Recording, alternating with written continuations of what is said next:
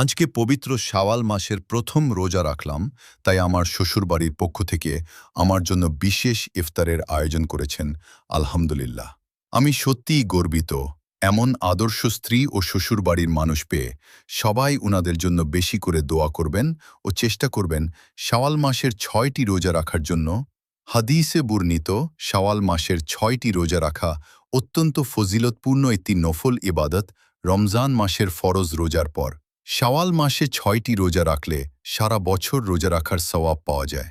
ঈদুল ফিতরের পর অর্থাৎ শাওয়ালের ২ তারিখ থেকে মাসের শেষ পর্যন্ত সুবিধামতো বিরতি দিয়ে বা লাগাতার এই রোজাগুলো রাখা যায়।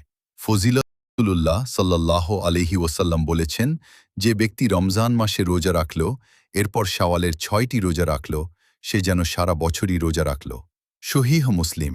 এটি রমজানের আমল ধরে রাখার এবং কৃতজ্ঞতা প্রকাশের একটি মাধ্যম। শাওয়ালের রোজা রাখা সুন্নাত এবং এটি রমজানের পর আত্মশুদ্ধির ধারা বজায় রাখতে সাহায্য করে। আজ শাওয়াল মাসের ১২ তারিখ, আরও ১৮ দিন রয়েছে। যারা রাখতে চাচ্ছেন নিশ্চিন্তে ৬টি রোজা আদায় করতে পারেন। আল্লাহ আজকের নেক ইফতার আয়োজনকে কবুল করুন। আমার আমিন। চাইছিলাম নর্মাল ইফতারি করবো, তো তারা মানে না কোনো মত। সবাই তাদের জন্য দোয়া করবেন। আর শাওয়ালের প্রথম রোজা রাখছে, আপনারাও রাখবেন। 18 দিন আছে, আরও ভাঙ্গা মিঙ্গা রাখতে পারবেন।